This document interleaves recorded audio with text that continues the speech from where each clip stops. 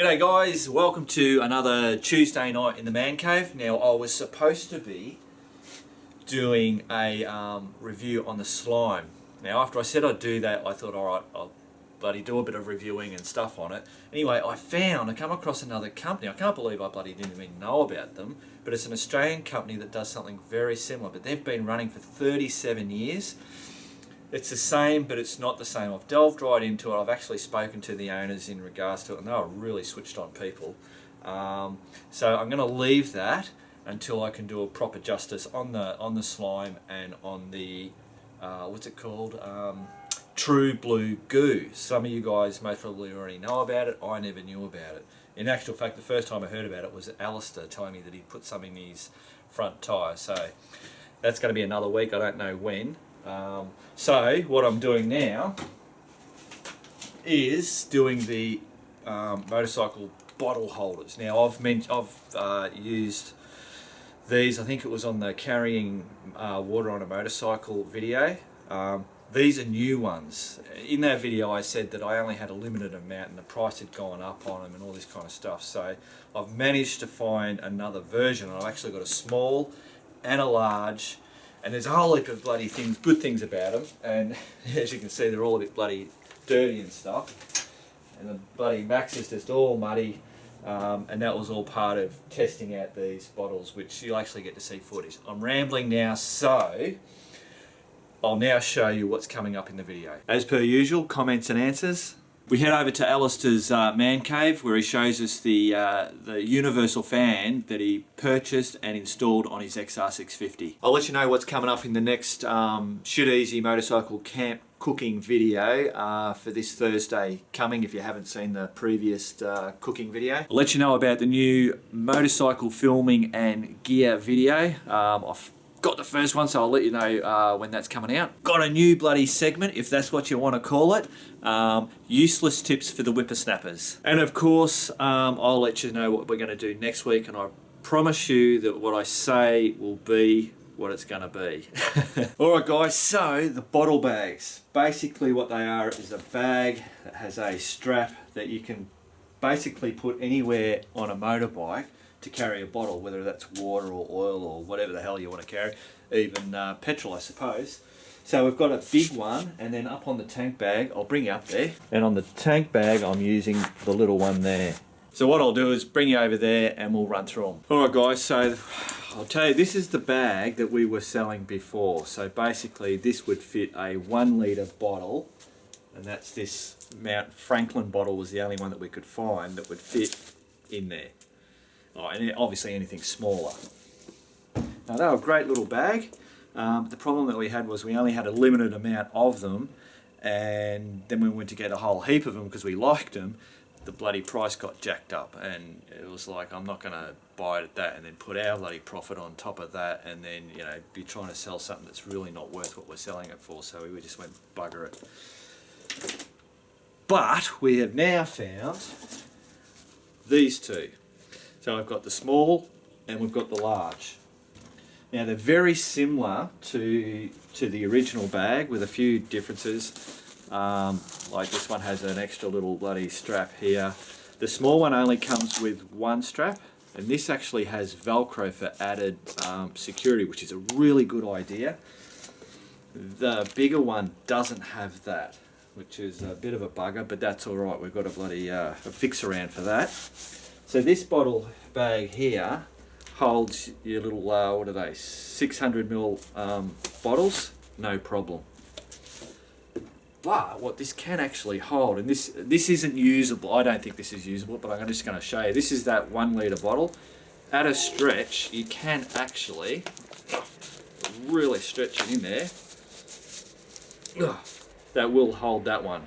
But I don't think you'd use the little bag for that type of system. See what I mean? It's a bit bloody, you don't want to be rooting around doing that while you're out on a trip.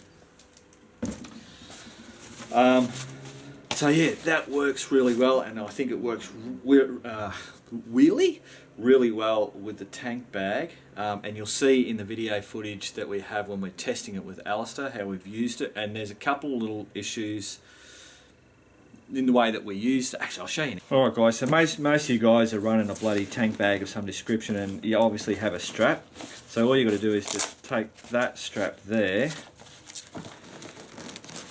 feed it under that. I've got it, and then just that buckle there. Click that on there. I'll go grab that bottle. Basically, your bottle just sits in there.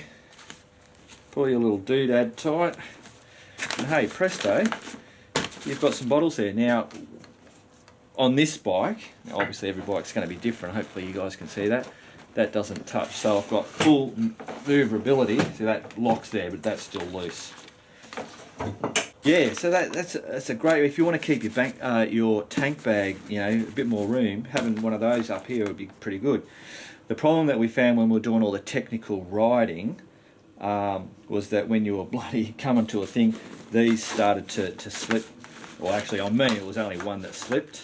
So to fix that, you can either have it so that you're not going the full strap, or just get a gotcha strap, or even like Alastair did, a zip tie, because these have, I don't know if you can see that, 2 D buckles.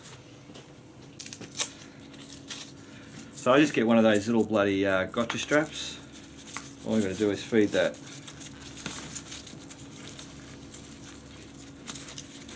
through there. Tighten that down, and then that would then stop it from going forward. Another great way to use the little bag, I've just strapped that around the pannier thing there. So got my spare oil, whack her in there, tighten that down, and hey presto, I don't have to have that oil bottle sitting in the pannier. Bloody good. Look at the poor precious little pup. She's got a sore back foot at the moment.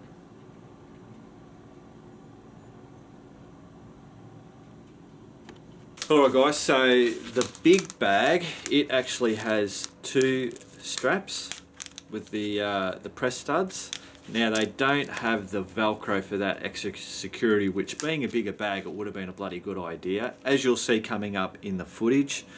But this bag will take the 1 litre like the old bag, but it actually takes 1.5 litre bottles.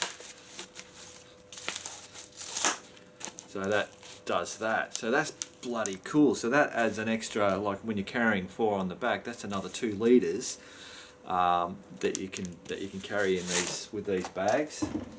It even, because the other one never used to, but it can even take my Nageline bottle, no worries at all. So get him down there. So I was saying, when we did the test, actually, watch this test and then I'll talk about how we fixed the problem. Alright guys, so we're heading out to give these bloody bottle bags a bit of a bashing around, see how they fare.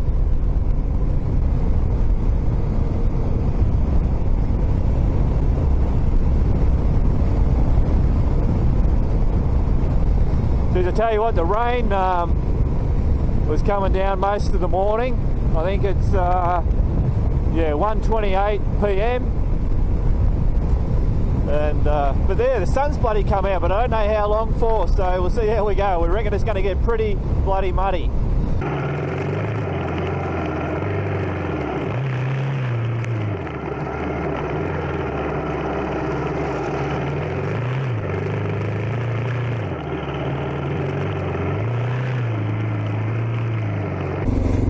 Well, the tracks haven't been too bad, guys. It's not overly muddy. It's a little bit slippery. Not too bad though, actually. We've only missed a couple of corners. So this track that we're out on, it's out. Oh shit, Jesus! Fucking hell. That's what happens when I start bloody talking on this. I'm bloody not concentrating. Round on the track, part of the Ramble track in the Welsford Forest. So Alastair's got in behind me, so get to do a bit of leading the way. Hey! We're heading to Crusty Demon Pit. We'll go and have a bit of fun in there.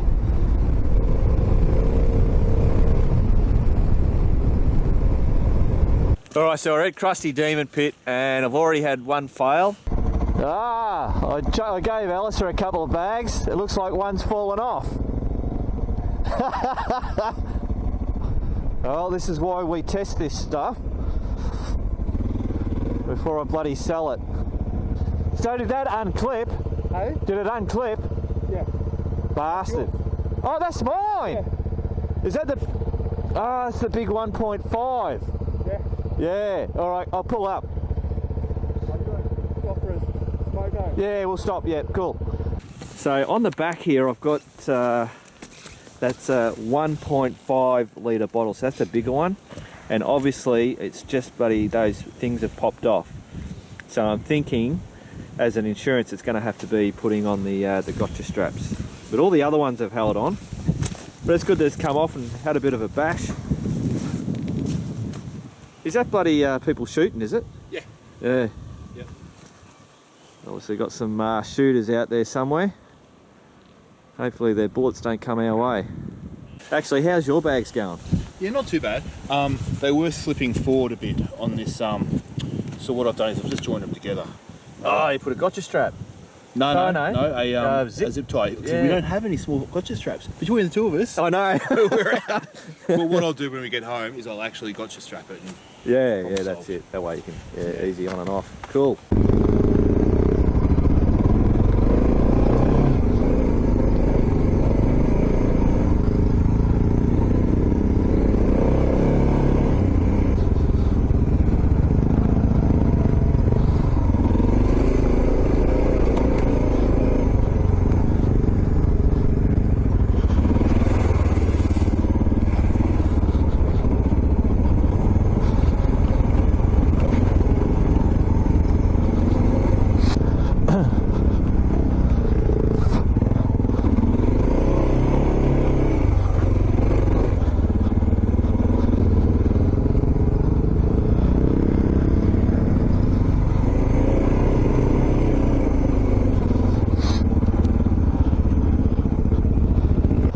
Here's Alastair, I'm not doing this one.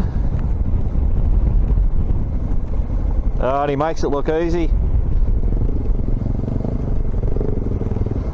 Beautiful.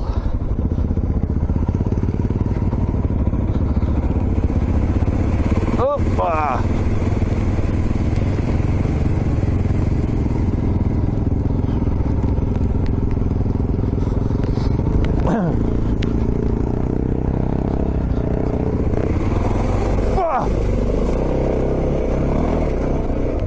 Oh, Jesus, that scared the fuck out of me. Alright, bottle came off again. Oh, bloody hell. So for the 1.5, it's not working out very bloody well. Oh. It's a bit bloody muddy. Nice track, Mark. Yeah. Alright, see if we can wake our way through this shit. Yeah. Ah.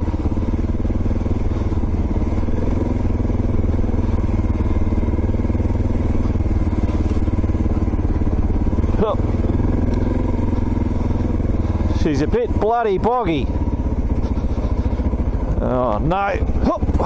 Try and stay out of those grooves because that we're bloody as go. Oh. I'm going to try and find a way out of here.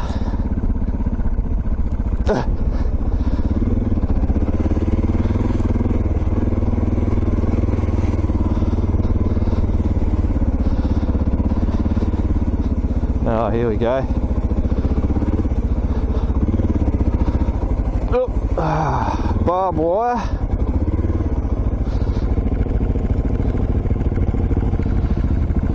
Got barbed wire.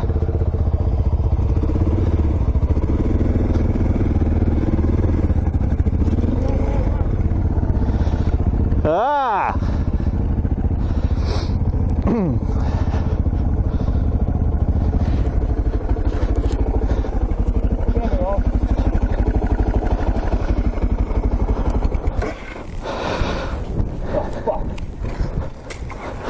think it should be okay. Yeah. Can you stop over a bit of wood? Wow, that's crazy, eh? Stop over a bit of wood.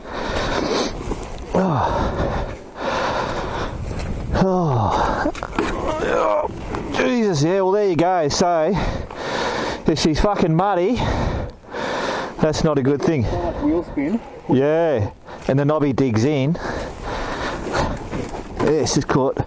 I'll just move that bike back a bit. Take the pressure off it. There you go, she's clear. Cool. That could have been a whole lot worse. Yeah. That could have wrapped around. Yeah.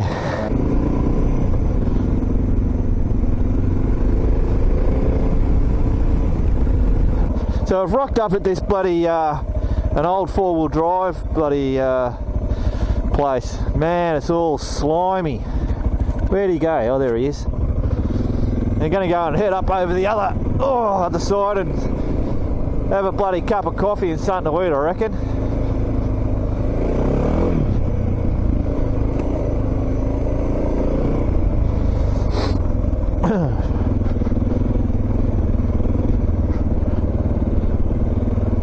Oh, Jesus. The hell have I got myself into?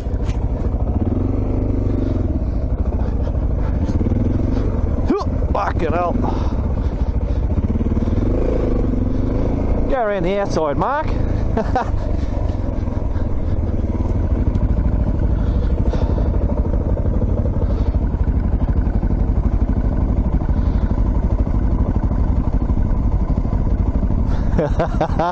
That's a bit of a drop off. Whoop.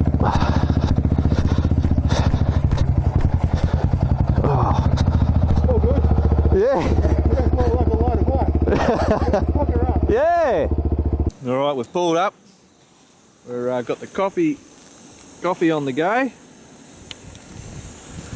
Having the salami, crackers and cheese.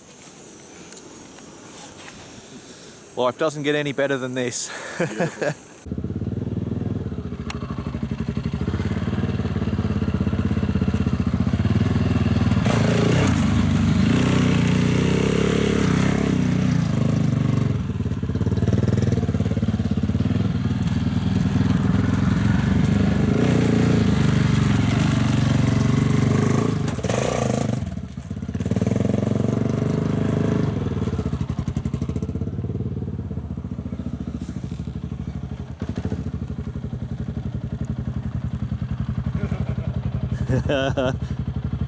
It's a bit steep.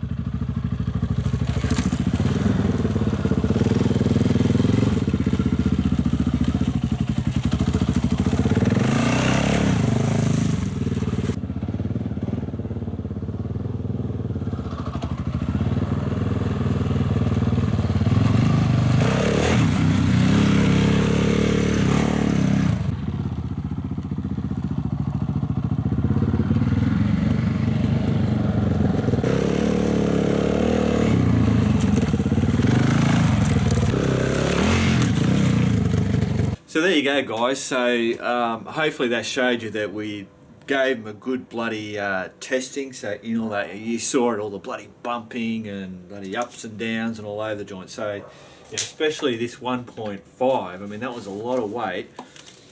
And the way that I had these hooked on, which is not the way this, well, I'll explain that. So basically that's all that was holding that thing on. Now these are what they call a molly bag. M-O-L-E. Most of you guys know what I'm bloody talking. Actually, you guys taught me what the hell molly meant.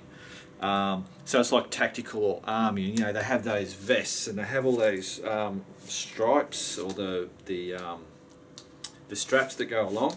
Well, the way these work is when they put them on wherever they're going, they actually get fed through quite a few of those straps, and then at the bottom then they get clipped on. So it's being held by multiple. So they just never come off. So I'm most probably using, I've done this most probably the worst way that you could do it. So the ones that had the 1 litre, they all stayed on there. Same as this. Now, I mean, this same strapping system, I had them on there, and I've done heaps of trips with these bags. I don't know, most probably thousands of kilometres if I was to add it all up, and I never had one come off. but it seems having that extra weight being most probably on the back and just the way that when we're going up some of those things it was coming off. But there's an easy fix for it, and that is a gotcha strap. In my case it's a gotcha strap. I mean, you could use anything I suppose to go around. Get in there, idiot. I'll just bring you down. Alright guys, so as you can see I've buckled those down, and let's pretend that we've got this strapped on the saddlebags, so going through, and it's hanging on like that. To toughen this up, all I'm going to use is a gotcha strap. Now I've already tested this with these other crappy ones. This is a brand new one. That's a 40 centimetre wide one. All we'd have to do is do that. So now you've got it locked on there, and it's basically working very similar to the way that it was intended to be done. So, and I've quickly took it out and it didn't come off. Well, there you go guys, that's a bloody great way to add extra stuff to the bike if need be, without having to take up room in your saddlebags or your bloody, you know, tank bag, or whatever bags you've got on your bike. So the obviously I'm biased because we sell the bloody thing. The big one is $18.95. I've got it written down there. The little one's $9.95. The little ones you don't need to put any, like the extra strapping really. I mean, they're fine the way they are. This big one I would run either a gotcha strap or just have some type of whatever strapping you can bloody, if you want to get. These gotcha straps, the 40 centimetre, you can get a 10 pack for $11.95 off our site. Doesn't really matter which way you go. But yeah, I reckon they're bloody cool. So, where are we going now? Alright, we're heading out to Alastair's man cave. Check out that thermo fan that he's installed. And I'll see you after that. Alright guys, so I've rocked up at Alastair's man cave, and he's going to tell us about that fan that he's got. Hey guys, so the fan. I had some big overheating issues with the XR. Apparently it's just, basically these things are built to go fast in the desert. They're not really built to go slow over technical stuff. When you do go slow over technical stuff, they overheat. So I installed a fan. I also installed a high pressure cap, and it's worked. So I got the Trailtech Universal Fan. So you couldn't get one specifically for the XR. Trailtech do them for you know, for the KTMs and the WR and whatever. But this one's the universal fan, so it will go on any bike. I bought it from Rocky Mountain ATV in the US. I ordered it Sunday night. It was $140 US. Paid $20 shipping with DHL, and I got it here on the Friday. So that was pretty good. That's within a week. I'll just take these covers off so you can have a look. So that's the high pressure cap. That's a 1.6. The standard one is 1.1 something pressure thingies, pressure units. I wouldn't go higher than 1.6. Any higher than 1.6 and you're putting excessive pressure on your hoses and things, and you can end up leaking from somewhere. All right.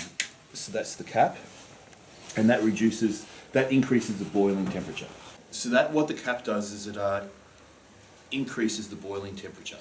So it has to get hotter before it boils over. Okay guys, so installing this was pretty simple. The scariest part, because this is a universal fan, the only way to secure it to the actual radiator is with these. I don't know if you can see that, Mark.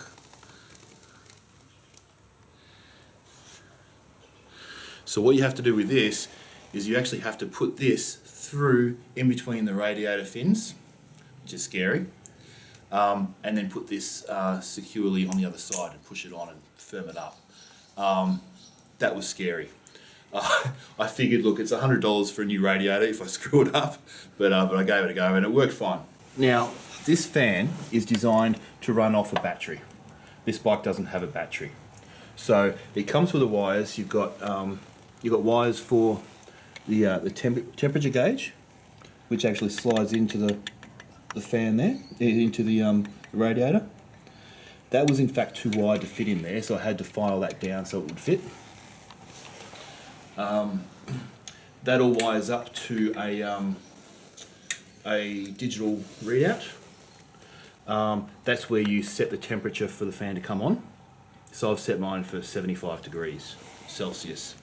And that will keep the bike in this sort of weather, the cooler weather, that'll keep the bike under 80 the whole time. Anyway, so this was designed to run off a battery. This doesn't have a battery, so what I had to do was wire it up into the DC regulator, which is the regulator designed to power blinkers, brakes, and horn. All right, this bike, being the European XR650, has an AC system and a DC power system.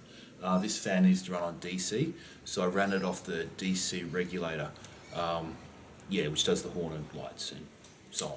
Okay guys, so the difference that it's made is, so when Mark and I did the desert run, the 15 kilometres through the scrub in the desert, it was about, 15, 18 degrees temperature. Yep. And the temperature gauge got up to, actually when Mark came off his bike and I went to try and find him, it hit 120. Alright, it got really hot. And then when I stopped the bike, it just wouldn't start again until it cooled down. Now with a fan on, in those same conditions, with those same sort of riding conditions, it hasn't gone above 80. So the fan cuts in and it does its job, which is fantastic.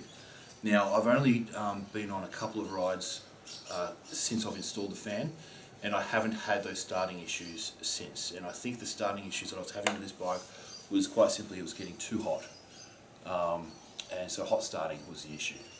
Yeah, so hopefully it's going to continue. We'll see how it goes in summer, with summer coming up.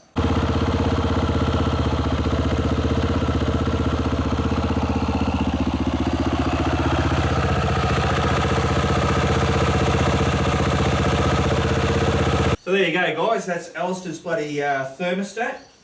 Bloody good job. See you back at the man cave. So there you go, guys. That was pretty bloody cool. So Alastair managed to fix two problems, and that was keeping the bike cool and not having his engine so bloody hot. And he's fixed that starting problem. So that footage that we had when we went out testing those bottle bags, that bike was under the 80 the whole time, and when we were taking that footage of him bloody zipping around all over the joint, just doing slow stuff, not a problem. And not once did he have a problem. Bloody first kick, I'd say, every time that bike started without a problem. So I reckon putting that fan on fixed all his problems.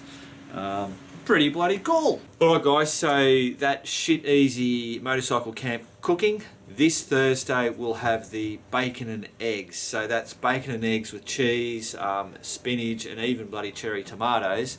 And be able to take that without refrigeration. Alright guys, so I was saying about the motorcycle filming gear video series stuff. So I've got the first video coming out on this Friday at 6 PM Australian Standard Eastern Time, and it's on my two Sony action cams, which is my buddy, on the motorbike cameras. So it's not a full review, it's just showing you what I've done to mine and how I use them on the bike. Now you might notice over there's a Harley Davidson surfboard. My daughter recently went over to Hawaii or Honolulu for a holiday, and actually she said over there they had heaps of tiny little shops that were Harley Davidson stores. So anyway, she bought that and brought it back for my birthday, so that was pretty cool. But yeah, amazing, isn't it? Harley Davidson surfboard. They will put Harley Davidson on anything and sell it. Crazy.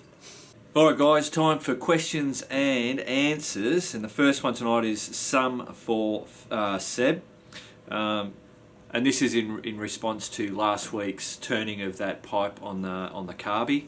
Nicely done. We have the 20 litre Arabus tanks on our DRs, and we're going to do the same. We added an inline fuel filter, but also kept the original for added security. Great video, and we agree. About engine mods, we prefer stock reliability, stay warm, and have a great night. Cool, bananas. And that's a lot of people have said about adding that inline fuel filter, and yes, I'm gonna do it, and yes, I'll bloody video it. Thanks guys. Alright guys, so the second one is from Ron Colvin. Hi Mark, I am a silly American. Would you please define the word bloody as in the equivalent of an American word? Thanks much. Well, someone beat me to answering that, and I'm glad they did, because they did it way better than what I would have. The response is from his YouTube name is first name, last name. He says, similar to fucking but softer. It's an Aussie word you add in front of a word to give extra emphasis to it. Bloody used to be considered a swear word, so you could replace with bloomin' or bleedin'. And that's it. Bloody is just when you want to emphasise something. Yeah, and I don't know whether I'm getting worse with saying it now. As I'm talking to you guys, I start to pick up. I never used to hear myself saying it until I'd see the video footage, and I'd watch it and I go, oh, Jesus Christ. So I don't know whether I'm getting worse, but anyway, doesn't matter. It is what it is. Okay, last one. There was heaps and heaps of bloody, there you go, I'll say bloody again. There was heaps and heaps of comments, and because I've put up a couple of other videos, there's tons of them, so I can't just I mean, yeah, there's so many that I'd like to do, but I just can't, because I'll end up boring the shit out of you. So this last one is from Chaotic Detour. When you upgrade the exhaust and air filter, you get more air through the engine, which means you lean out your air-fuel mix ratio. In extreme circumstances, you can run the engine too lean if you don't reject the carb. Running lean makes the engine run too hot and will result in shortening the life of the engine. A proper air-fuel mix gives more power, but is also needed for a healthy engine. I don't believe you are in the extreme end of things.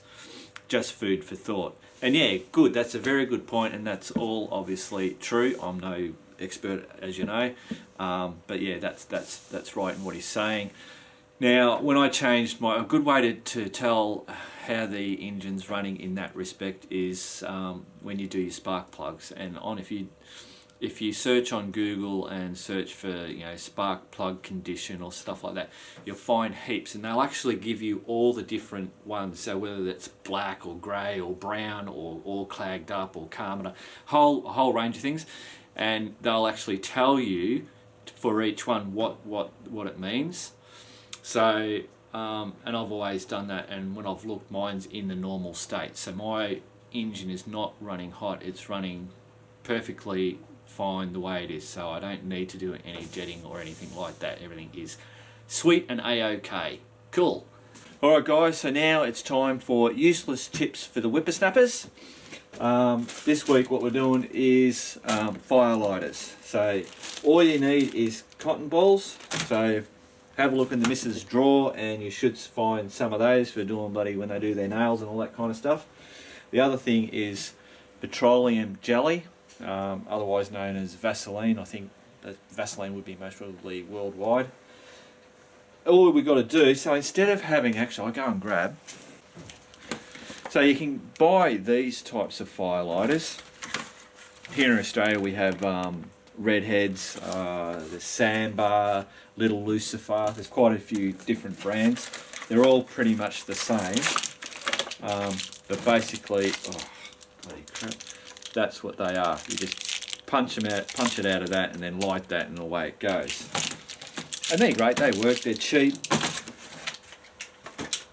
But if you like having an excuse to come into the man cave and you know, do something or play with something or whatever, this is a great thing. And I use this always. I mean, that's one that that I just carry. And the really good thing about them is that they just compact down. They work exactly like a fire lighter. You can use them for other things, you know, whether you need to lube something, or you know, if you're getting dry lips, you can just use it for so many different things. So it's a really a multi-use thing. So all you got to do is grab your Vaseline, so everybody should know what that stuff's like. Grab a cotton bud and just wipe that stuff in there, wipe it around a little bit. pull it out, and that's all you got to do. I mean, you don't have to soak. I mean, all the survival people and you know, all those types of things, they, you know, I don't know, they melt them down and they do all this whiz bang stuff. I mean, it's good. It's fun to watch all that stuff. Yeah, and then they'll have their striker tool and whatever. But hey, we live in the 21st century, so a lighter is used. So basically, all we're going to do is light that up, and that'll just keep burning for quite a while, enough to get your fire going. As you can see, I'll just zoom in on that.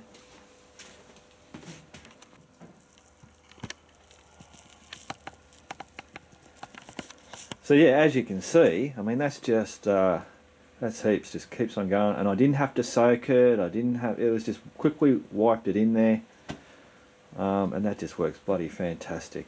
So there you go, guys, something to do in the man cave, cheap as chips, and multiple bloody uses. Cool. Well, there you go, guys, that's another Tuesday night in the man cave. Next week we've got the Postie Bike Urban Adventure, and that will start me and Nay doing something a little bit bloody crazy. Anyway, hope you've enjoyed this one. Have a great week, and keep on riding.